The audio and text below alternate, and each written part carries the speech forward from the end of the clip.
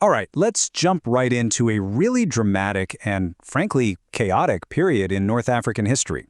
We're talking about the exact moment a massive, unified empire completely fell apart, and in its place, three rival kingdoms popped up to battle it out for centuries. You know, sometimes you read a line from a source that just perfectly captures an entire era. This is one of them. A veritable festival of betrayal. I mean, that says it all, doesn't it? This was a time that was absolutely defined by ruthless ambition, constantly shifting loyalties, and non-stop scheming for power. So that's the big question we're digging into, right? How does something so huge and powerful just shatter into three warring pieces? We're going to look at the collapse, meet the new players on the board, and explore some of the wild stories that really define their struggle. Okay, let's get into it.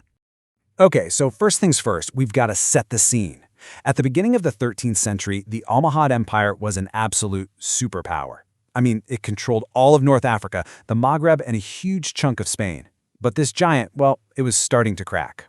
So you have this perfect storm brewing. The empire was getting ripped apart from the inside with family feuds and succession fights, and at the same time, it was getting pummeled from the outside with huge military defeats and rebellions. This created this massive power vacuum, and as we know, a vacuum never ever stays empty for long. And rising from the rubble of the Almohad state, three major regional powers started to claw their way to the top, each one carving out its own piece of that crumbling empire. So let's meet the main contenders in this new, extremely high-stakes game. This completely redrew the map of power. Over in the east, you have the Hafsids. They were former Almohad governors who basically just took over the wealthiest province for themselves. Smack in the middle, you get the Zianids, a powerful tribal group seizing the heartland.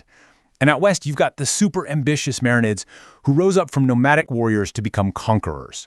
These three dynasties, they're going to dominate everything in North Africa for the next 300 years. But here's the thing, and this is absolutely crucial to understanding the whole story. This wasn't just a change of bosses. The very idea of what gave someone the right to rule was being totally rewritten, and this shift, it changes everything. So let's break down this new reality. The Almohad way was all about having a specific religious mission that gave them legitimacy. But with that gone, what's left? Well, the new game was about claiming you had a noble bloodline, whether it was true or not, and, way more importantly, piecing together this fragile web of tribal alliances. This was a huge deal because it meant power wasn't absolute anymore. It was transactional. Loyalty became a commodity you could buy and sell. And betrayal? Well, betrayal was just another tool in your political toolkit. So, with three ambitious kingdoms and a new, ruthless set of rules, the stage was set for more than a century of nonstop war, backstabbing, and just incredible drama. The first few decades were full of these defining and often really brutal power plays. The Zianid victory, for instance, established their military cred, but the Marinids, they made a terrifying statement. They didn't just defeat the last Almohads, they executed the caliph and desecrated their tombs, basically trying to erase them from history. And all of this was just the warm-up for an even bigger conflict. If you want one single event that perfectly captures the sheer obsession and the brutal determination of this rivalry, you have to look at the Marinid siege of the Zianid capital, Tlemcen. Just let that sink in for a second. 8 years. An entire city was surrounded, completely cut off from the world, with its people pushed to the absolute breaking point. This wasn't just a battle. It was a generational war fought over a single city. And this is where the story gets truly surreal. As the people of Tlemcen were literally starving, the Marinid siege camp right outside their walls, a place they called the Victorious, grew into a massive, thriving city of its own. It had palaces, markets, mosques. It basically became the new Marinid capital, a prosperous city built for the sole purpose of destroying another one right next door. So after 8 years of unbelievable suffering, how was Tlemcen finally saved? Not by some heroic relief army or a brilliant counterattack. Nope, it was palace intrigue.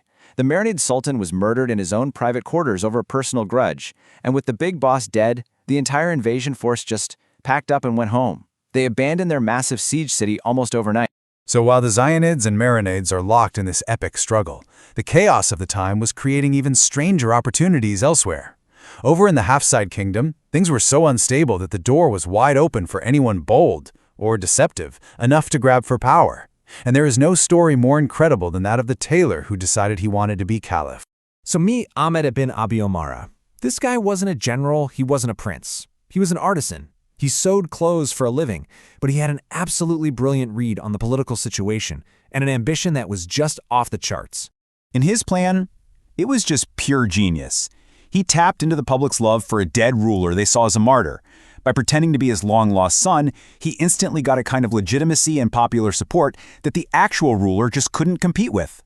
And the craziest part is, it worked astonishingly well. He swept across the country. Cities just opened their gates to him. He took the capital, and he became caliph.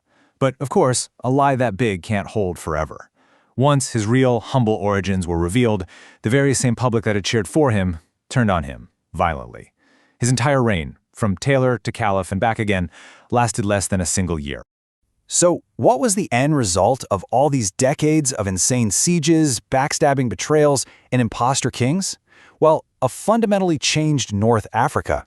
No single power ever managed to put the pieces back together again. The Almohad dream of a unified Maghreb was officially dead. Instead, this three-way rivalry became the new normal, locking the entire region into a state of permanent competition and conflict. This new order was basically defined by instability. The constant wars drained everyone of money and men. This internal division made the whole region an easy target for outside forces. And then, as if things weren't bad enough, the Black Death showed up, wiping out huge portions of the population and further weakening everybody. It cemented a legacy of fragmentation that would shape North African history for centuries. And that's really the question we're left with, isn't it? The Hafsids, the Zianids, and the Marinids, they all succeeded in carving out their own kingdoms from that fallen empire. But you have to wonder if their relentless, centuries-long fight for the top spot ultimately meant that none of them could ever truly win.